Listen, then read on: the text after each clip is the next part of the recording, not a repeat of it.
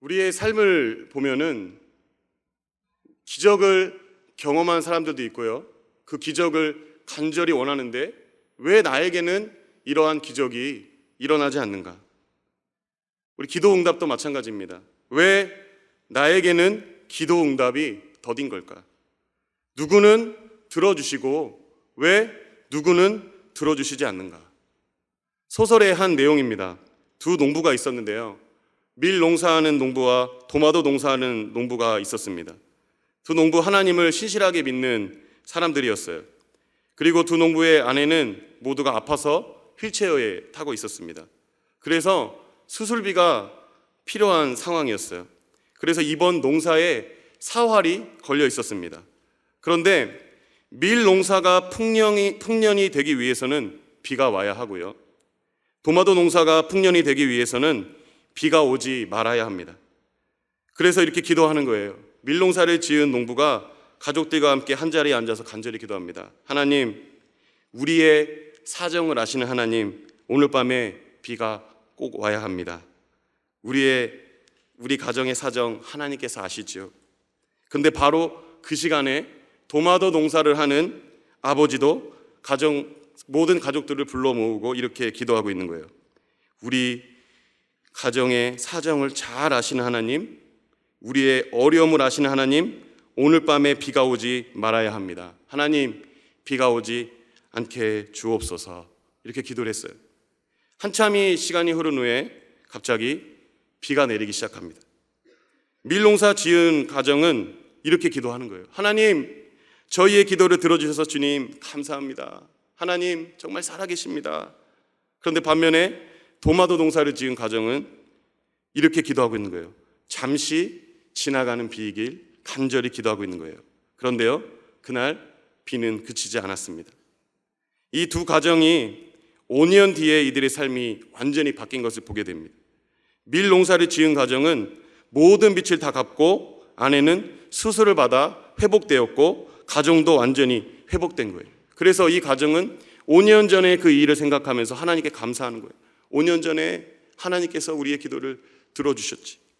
그런데 그 시간에 도마도 농사를 지은 가정은 5년 전에 농사가 망해서요, 논과 밭도 다 다른 사람 손에 넘어가고 이들은 소작을 하고 있었고 아내도 여전히 수술비를 마련하지 못해서 휠체어에 앉아 있는 거예요.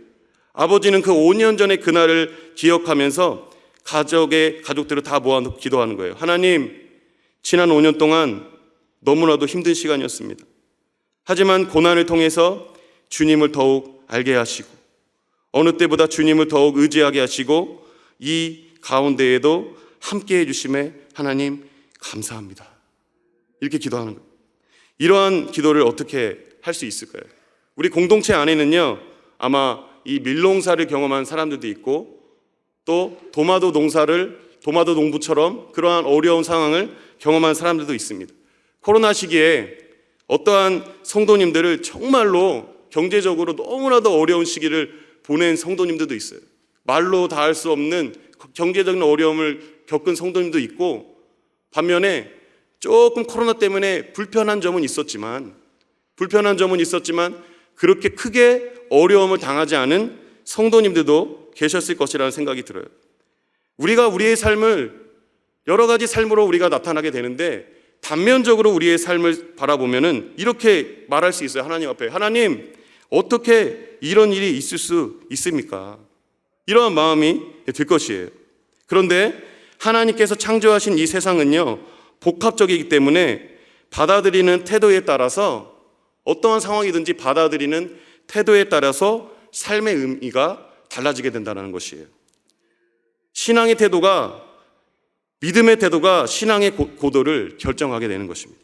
우리 한번 따라해 볼까요? 믿음의 태도가 신앙의 고도를 결정한다. 절망 앞에 서 있는 사람들에게는 밤이요, 지옥과 같은 일이에요. 그리고 아침 또한 지옥과 같은 일입니다. 아침이 오지 않았으면 좋겠어요. 그러나 희망을 품고 살아가는 사람들, 소망 앞에 서 있는 사람들은 이 똑같은 밤을 안식을 누리는 밤으로 생각하는 거예요. 안식과 쉼을 누려야 이 은총으로 생각하고 또 아침은 내가 비록 지금의 삶은 어렵지만 더 나은 미래를 향한 희망의 징검다리로 그날 아침을 생각하게 된다는 거예요. 그래서 우리의 삶을 우리가 어떻게 해석해 나가야 하는가, 이것이 굉장히 중요합니다. 오늘 본문에 보면 하나님은 왜 야고보는 데리고 가시고 베드로는 기적적으로 살리셨을까요? 저에게 이러한 질문이 있더라고요. 헤롯 아그리파 1세가 야고보를 처형을 하는데요, 안 그래도 정치적으로 세력이 그렇게 있지 않았어요. 그런데 야고보를 죽이고 난 후에 이 헤롯 왕이 유대인들의 환심을 받기 시작해요. 그래서 이 기세를 몰아가지고 베드로까지 이제 처형시키려고 하는 거예요. 그런데 명절이라 처형하지 못하고 옥에 가둡니다. 그리고 베드로는요, 사형 집행날을 앞두고 옥에 갇혀져 있는 거예요. 이러한 상황 가운데에서 교회가 한 일은 무엇이었을까요? 우리 사도행전 12장 5절 말씀, 사도행전 12장 5절 말씀 우리 함께 읽겠습니다. 시작. 이에 베드로는 옥에 갇혔고 교회는 그를 위하여 간절히 하나님께 뭐라고, 어떻게 기도한다고요? 간절히 하나님께 기도했다라고 돼 있어요. 야고보가 처형되고 베드로가 옥에 갇혔을 때 교회가 할 수 있었던 것은 바로 기도였습니다. 교회가 할 수 있는 게 기도 외에는 없었던 거예요. 그 헤롯 왕에게 대항할 수 있는 어떠한 힘도 갖추지 못했던 그 교회는 베드로가 옥에 갇혔을 때 기도밖에 할 수 없는 상황이었습니다. 삼엄한 이 경비 속에서 베드로가 투옥이 되었는데 얼마나 많은 인원이 베드로를 감싸고 있었냐면 4명씩 한 조를 이뤄서 4개조가 베드로를 지키고 있었다라고 되어 있어요. 그것은 16명의 군사들이 베드로를 지키고 있고요, 또 베드로의 양손에 쇠사슬이 묶여 있는데 병사 1명과 함께 한쪽 팔에 1명의 병사와 한쪽 팔에 1명의 군사와 함께 팔이 묶여져 있는 거예요. 이러한 상황 가운데 예루살렘 교회, 이 교회가 할 수 있는 것은 무엇이 있을까요? 바로 간절히 하나님께 기도하는 것밖에 없었습니다. 그런데요, 무슨 일이 벌어졌냐? 12장 7절 말씀에 보면은 교회가 베드로가 옥에 갇혔을 때 할 것이 없었잖아요. 기도밖에 할 수 없었을 때 간절히 하나님께 기도했습니다. 기도하니까 12장 7절 말씀에 보면 호련히 주의 천사가 나타나서 베드로를 깨우는 거예요. 베드로를 깨우는 거예요. 근데 베드로가 이때 어떠한 모습이었냐면 베드로는요, 바로 잠들고 있었어요. 옥에 갇히고 다음날 죽음을 앞두고 있는 이 베드로의 모습을 한번 보십시오. 그 사형 집행 날을 하루 앞두고 있는 그 죄수의 모습이 아니에요. 보세요. 베드로의 옆구리를 천사가 칩니다. 얼마나 잠이 깊이 들었으면 베드로의 옆구리를 천사가 이거 쳤다는 것도 엄청 세게 친 거예요. 세게 치고 또 베드로를 이렇게 세우는 거예요. 일어나라 이렇게 세우니까 쇠사슬이 그 손에서 이렇게 벗겨지는 거예요. 그런데 베드로가 얼마나 이 잠에 빠져 있었냐면은 자신의 신발조차 챙기지 않고 자신의 겉옷조차 챙기지 않고 비몽사몽간에 어떻게 되어 있냐면 지금 비몽사몽간에 선사에 이끌려서 지금 탈출을 하고 있는데 첫 번째 초소하고 두 번째 초소를 지나갈 때까지도 베드로가 이게 잠이 덜 깨고 있는 거예요. 그리고 문을 통과해서 한 거리를 이제 지나가고 나서야 베드로가 정신을 차렸고 천사는 베드로의 곁을 떠나가게 되었습니다. 기적의 역사가 일어난 거죠. 언제 기적의 역사가 일어나나요? 교회가 간절히 기도할 때 기적의 역사가 일어날 줄 믿습니다. 사도행전 12장 5절에서 다시 한번 읽어볼게요. 시작. 이에 베드로는 옥에 갇혔고 교회는 그를 위하여 간절히 하나님께 아멘. 교회가 간절히 기도할 때 이러한 기적의 역사가 일어날 줄 믿습니다. 얼마나 기적 같은 일이었으면 기도하고 있던 사람들조차도 문 앞에 와 있는 베드로가 베드로 아니라고, 로데라는 여인이 베드로가 지금 문 앞에 와 있습니다 라고 할 때도 너 미쳤니? 그 베드로 아니야, 그 천사야 라고 할 정도로 이것은 정말로도 놀라운 기적과 같은 일입니다. 그런데 저는 이 본문을 통해서 저에게 한 가지 질문이 있더라고요. 하나님, 그러면 왜 야고보는 데리고 가셨나요? 베드로는 기적적으로 살려주셨는데 왜 야고보는 주님 데리고 가셨나요? 저희 유년부 친구 중에 한 명이 낙상 사고를 당했습니다. 그래도 주일 저녁에 저에게 연락이 왔어요. 부모님께. 우리 아이가 지금 낙상 사고를 당해서 지금 병원에 가고 있다고. 기도해 달라고. 그래서요, 우리 유년부 선생님들과 함께 이 기도 제목을 나누고 기도를 했습니다. 정말로 이 사도행전 12장 5절 말씀처럼 교회가 간절히 기도하더라처럼 우리도 정말로 열심히 각자의 그 자리에서 기도했어요. 간절히 기도했어요. 그런데 그 다음 날도 좋은 소식이 오지 않는 거예요. 더 악화된 소식이 오는 거예요. 그럼에도 불구하고 우리 선생님들과 함께 우리는 교회가 간절히 기도했습니다. 그런데 하나님이 데리고 가시더라고요. 이런 생각이 들더라고요. 내가 간절함이 부족했을까? 아니면 내 기도가 부족했을까? 하나님, 간절히 기도하면 하나님 원래 기도 들어주시는 분이시잖아요. 그런데 왜 이런 결과를 우리에게 주시는 겁니까? 이러한 생각이 많이 드는 거예요. 그런데 오늘 본문을 읽다 보면 이러한 의문점들이 서서히 풀리기 시작합니다. 베드로가 옥에서 기적적으로 탈출한 후에 무슨 일이 일어나는가 하면은 21절에 보면은 헤롯이 단상에 올라가서 백성들에게 연설하는 장면이 나옵니다. 근데 헤롯이 이 요세푸스의 기록에 의하면은 이때는 황제의 생일날이라 그래요. 이때 요세푸스의 기록에 의하면 이때 헤롯 왕이 입은 옷은 반짝반짝거리는 은빛 비닐 달린 옷을 입고 단상에 오른 거예요. 그리고 단상에 올랐을 때 해가 비치고 있었기 때문에 얼마나 광채가 났겠어요. 두로와 시돈 사람들이 안 그래도 헤롯에게 밉보이고 있었는데 막 아부를 떠느라고 열광을 하고 있는 거예요. 헤롯 왕에 대해서 막 열광을 하고 있는 거예요. 헤롯이 그리고 굉장히 달변가였고 선동가였어요. 말도 얼마나 잘하는지 몰라요. 그리고 옷도 막 빛나고 있습니다. 빛나고 있는 거예요. 그 모습을 보면 사람들이 열광을 하고 있는 그런 가운데 하나님이 자신의 천사를 보내서 헤롯을 치십니다. 그 결과 헤롯은 벌레에게 먹혀 죽게 된 것이에요. 요세푸스에 의하면 왕이 5일 동안 심한 복통으로 고생하다가 죽었다라고 기록하고 있습니다. 저는 이 모습을 보면서 이것을 통해서 헤롯이 야고보를 죽일 때 왜 하나님은 헤롯의 손을 막아주시지 않았는가? 어쩌면 우리 하나님은 이 야고보의 죽음 앞에서 관심 없는 것처럼 보였어요. 그리고 그 하나님은 이러한 상황 가운데 아무것도 하지 않는 분이라는 생각이 들었는데 그러한 그 하나님이 헤롯을 한 방에 치시는 거예요. 이것을 보면 이러한 생각이 들더라고요. 참수형을 당한 야고보가 우리의 눈에는 실패한 것 같아 보이지만 야고보의 죽음은 결코 실패한 게 아니라는 것입니다. 사도행전 12장은 야고보의 죽음, 베드로의 투옥, 헤롯의 승리로 시작해요. 그래서 헤롯이 교회를 이긴 것 같아 보여요. 헤롯이 승리한 것 같아 보여. 그런데 결국은 어떻게 되냐면 헤롯은 죽고 베드로는 자유롭게 되고 하나님의 말씀은 승리하는 것으로 끝이 나는 거예요. 우리는 우리에게 벌어지는 일을 다 이해할 수 없지만 그래서 우리는 항상 단편적으로 생각하는 것 뿐이지만 그러나 기억하여 주십시오. 하나님은 여전히 이러한 상황 가운데 자기의 계획을 성취하고 계신다는 것입니다. 본문 말씀이 던져지는 메시지는 그리스도인의 삶에는 실패가 없다는 것이에요. 다만 실패 같아 보이는 것뿐이에요. 실패 같아 보이는 고난과 환난, 죽음, 그러나 중요한 것은 우리가 어떠한 삶에 거하든 우리의 삶이 하나님께 붙들린 바 되어 있고 더 중요한 것은 어떠한 상황과 결과가 있든지 여전히 우리는 하나님의 사람인 줄 믿습니다.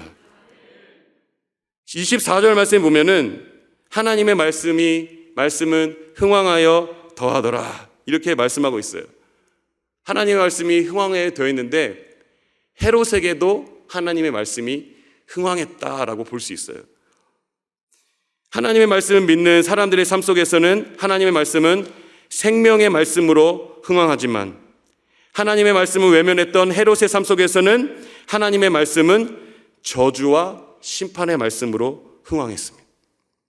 오늘 우리에게 이 본문이 하시는 말씀이 무엇이냐면 예수님을 믿고 따르는 그리스도인의 삶에는 결코 실패가 없다는 것입니다. 다만 실패처럼 보이는 것뿐입니다. 우리 다시 돌아와서 왜 하나님은 야고보를 데려가시고 베드로는 살리셨을까요? 마태복음 4장 18절 21절에 보면은 야고보와 베드로의 비슷한 점이 많이 발견되는데요. 똑같은 날 똑같은 갈릴리에서 똑같이 주님의 부르심을 받습니다. 그리고 그들의 직업 역시 똑같이 어부였습니다. 그리고 나이마저도 비슷했어요. 그리고 3년 동안 예수님의 제자로 생활했고 예수님이 승천하기 그 직전까지 본문에 이르기까지 두 사람 모두 주님을 위해 똑같이 그들의 삶을 바쳤습니다. 그런데 왜 주님께서 당신만을 위해서 살고 있던 야고보는 참수형을 당해 죽는 것을 그냥 내버려 두셨고 왜 야고보와 똑같은 사도인 베드로는 참수형을 당하기 전에 왜 극적으로 구원해 주셨습니까? 이처럼 전혀 상반된 두 사건이 담고 있는 본문이 우리에게 주고자 하는 메시지는 무엇일까요? 야고보의 순교 사건과 베드로의 구출 사건에 함수 관계가 있는데요. 베드로도 그러고 야고보도 그러고 부활하신 예수님의 증인으로 살다가 화를 당하게 된 거예요. 그리고 둘 다 기적과 같은 일을 경험하는데 야고보도 기적을 경험하게 된 거예요. 어떠한 기적을 경험했을까요? 베드로는 죽음의 부활의 주님을 증거하다가 죽음의 감옥에서부터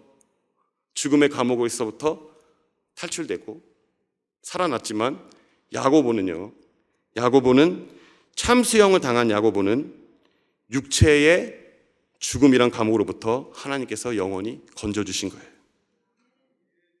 육체의 죽음이란 감옥에서부터 영원히 건져주신 겁니다.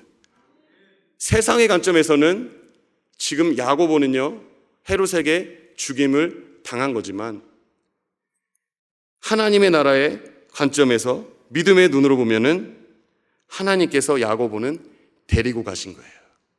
그래서 오늘 본문 말씀에 보면은 야고보는 데리고 가시고 베드로는 살리시고 제가 그렇게 말씀의 제목을 정했습니다. 세상의 관점으로는 야고보의 죽음이 실패이고 슬픈 일인 것 같아 보이지만 하나님 나라의 관점에 봤을 때는 야고보는 지금 죽음의 감옥으로부터 해방된 것입니다. 고린도전서 15장 19절 말씀에 보면은 우리 함께 읽어보겠습니다. 시작. 만일 그리스도 안에서 다만 이 세상의 삶뿐이면 모든 사람 가운데 우리가 더욱 불쌍한 자이리라. 이 땅에서의 삶이 다이면은 이 야고보의 죽음은 너무나도 절망이고 너무나도 슬픈 일이고 좌절할 뿐이지만 만약 이 세상의 삶뿐이 그렇다면 그렇게 되는 거예요. 그러나 야고보의 삶은 죽음으로 끝나는 삶이 아니라 영원한 생명으로 이어진 삶임을 믿습니다. 요한복음 20장 31절 하반절 말씀 우리 함께 보겠습니다. 시작. 오직 이것을 기록함은 너희로 예수께서 하나님의 아들 그리스도이심을 믿게 하려 하며 또 너희로 믿고 그 이름을 힘입어 생명을 얻게 하려 뭐라고 되어 있죠? 생명을 얻게 하려. 그래서 주 안에 있는 사람들에게는 예수 그리스도를 믿는 자들에게는 죽음이 끝이 아니라 영원한 삶이 준비되어 있다는 것을 믿으시기를 바랍니다. 오늘 본문에서 부활하신 주님께서 또 자신의 백성을 이 세상에서는 물론이고요, 이 세상을 떠난 뒤에도 당신의 영원한 생명과 능력으로 영원히 책임져 주심을 우리에게 확인시켜주고 있는 것입니다. 우리는 살아도 주의 것, 죽어도 주님의 것임을 믿습니다. 그래서 베드로가 참수형을 당할 때 편안하게 잘 수 있었던 이유도 내가 비록 지금 죽어도 이 죽음이 끝이 아니라 부활하신 주님께서 이 죽음의 구렁텅이로부터 나를 영원히 구해 주실 것을 확신하고 있었기 때문입니다. 예수님만이 죽음을 깨뜨리고 부활하신 영원한 생명의 구주이심을 믿습니다. 그분 앞에 절망이 소망으로, 소망이 기쁨으로, 기쁨이 사랑으로, 어둠이 빛으로, 죽음이 생명을 승화하게 되는 줄 믿습니다. 이 사도행전과 누가복음의 저자가 이 누가인데요. 사도행전 12장 5절 말씀에 보면 이렇게 돼 있잖아요. 다시 한번 읽어볼까요? 시작. 이에 베드로는 옥에 갇혔고 교회는 그를 위하여 간절히 하나님께 기도하더라. 아멘. 여기서 주목할 것이 기도와 간절하게 합니다. 근데요, 이 기도와 간절하게를 똑같이 하신 분이 계세요. 누가복음 22장 44절에 보면 이렇게 돼 있어요. 예수께서 힘쓰고 애써 더욱 간절히 기도하시니 땀이 땅에 떨어지는 핏방울 같이 되더라. 예수님도요, 간절히 기도하셨어요. 간절히 기도하셨어요. 주님, 이 잔을 내게서 떠나게 하옵소서. 그런데요, 하나님이 묵묵부답해요. 하나님이 응답하시지 않아요. 이에 예수님이 하신 말씀이 뭐냐면 42절 말씀에 보면은, 누가복음 22장 42절 말씀 보면은, 내 원대로 마시옵고 아버지의 원대로 되기를 원하나이다. 그리 아니하실지라도 내가 하나님을 신뢰합니다. 그리 아니하실지라도 내가 여전히 하나님을 신뢰하겠습니다. 이러면서 저에게 이 문장이 저에게 오더라고요. 예수님이 죽고 나는 살리시고, 하나님께서 예수님은 십자가에 죽이시고 나를 살리셨구나. 내가 이 기적을 체험하며 살아가고 있는 자이구나. 이 은혜가 밀려오더라고요. 저는 이것이 크리스마스 정신이라고 생각합니다. 나를 살리기 위해서 십자가에 죽으러 오신 예수 그리스도. 그렇기 때문에 그리스도의 삶에는 실패가 없는 줄 믿습니다. 우리 크리스마스 정신을 우리의 삶에 적용해 보자면, 우리 지난번 담임 목사님 말씀을 통해서 은혜 받은 부분인데요, 김익두 목사님처럼 자신에게 해코지하고 있는 자에게 김익두 목사님이 이렇게 얘기하는 거예요. 자신을 마구 때리는 자에게 얘기하는 거예요. 예수는 내가 믿고 복은 자네가 받았네. 그것이 무슨 말입니까? 내가 예수 믿기 전에 자네를 만났으면 자네는 오늘 죽었네. 이 사람아, 내가 죽었기에 오늘 자네가 산 것이네. 내가 죽고 남은 살리는 자들로 살아가기를 간절히 소망합니다. 야고보는 데리고 가시고 베드로는 살리시고, 예수님은 죽이시고 나는 살리시고, 나는 죽고 예수로 살고 내가 죽고 남을 살리는 그러한 자들로 살아가기를 간절히 소망합니다. 제가 아는 사모님이 3차 항암 치료를 받고 있어요. 3차 항암 치료를 받고 있는데 지금 완전히 머리가 다 빠졌다고 합니다. 그분이 글을 써왔는데 성도님들과 함께 나눠보고 싶습니다. 제가 읽어드리겠습니다. 머리카락이 얼마 남지 않아 깨끗하게 이발하였습니다. 아이들이 놀랄 것 같아 며칠 전부터 설명하고 치료가 끝나면 다시 나올 거라고 안심시켰습니다. 아들 지우는 제 얼굴을 보지도 못하고 도망 다녔습니다. 침대 구석에 쪼그리고 앉아 아빠에게 조용히 묻습니다. 도대체 엄마 어디가 아프길래 낫지도 않고 머리카락까지 다 빠지는 거예요? 어린아이라고 생각했는데 지우가 많이 컸나 봅니다. 잠들기 전 아이와 이야기를 나눴습니다. 지우야, 모든 사람들 몸에는 좋은 세포랑 나쁜 세포가 있어. 지우 몸에는 좋은 세포가 많아서 건강하고 엄마 몸에는 나쁜 세포가 많아서 아픈 거야. 나쁜 세포를 죽이기 위해서 약을 쓰고 있는데 그 약이 머리카락을 빠지게 해. 열심히 치료받고 건강해지면 머리카락은 다시 돌아온대. 엄마가 약도 잘 먹고 주사도 잘 맞고 하나님께 깨끗하게 낫게 해달라고 기도 열심히 할게. 지우가 엄마를 위해서 매일 기도해 주는 것처럼 많은 사람들이 엄마를 위해서 기도해 주고 계셔. 하나님께서는 우리의 기도를 듣고 응답해 주실 거야. 근데 지우야, 나쁜 세포가 좋은 세포보다 많으면 어떻게 될 것 같아? 한참을 말없이 생각한 후 조심스럽게 아이가 대답합니다. 천국에 가요. 맞아. 하나님께서 엄마를 부르실 수도 있어. 그러면 엄마는 순종하고 기쁜 마음으로 하나님께 갈 거야. 성경 속 많은 사람들처럼 부르심에 순종해야겠지. 조용하고 어두운 방에 앉아있던 아이가 눈물을 닦으며 흐느끼는 소리가 들립니다. 네 하고 방에 들어갔어요. 엄마는 지우랑 오래오래 같이 있고 싶어. 그래서 열심히 치료받고 하나님께 건강하게 달라고 기도하고 또 기도할 거야. 그러니까 너무 걱정하지 말고 무서워하지 않았으면 좋겠어. 언제든 궁금하거나 묻고 싶은 게 있으면 말해줘. 지우가 알아듣게 설명해 줄게. 지우가 이해하고 두려워하지 않도록 이런저런 이야기를 나누다가 잠들었습니다. 저는 지우에게 기도를 응답해 주시지 않으시는 분, 엄마를 빼앗아 가신 나쁜 하나님이 아니라 우리를 너무너무 사랑하시는 선하고 완전하신 하나님을 소개해드리고 싶어서 이야기를 시작했습니다. 이야기가 끝난 후 지우와 함께 기도할 때에도 하나님은 사랑이시며 우리는 영원히 하나님 한 분만 찬양하는 예배자가 되길, 하나님만 사랑하길, 어떠한 상황이 주어질지라도 순종하고 감사하는 자녀가 되길 기도했습니다. 이 어려운 상황 가운데서 사모님이 이 지우가 하나님을 사랑의 하나님으로 기억하기를 원하고 있는 거예요. 이 부모님의 마음이.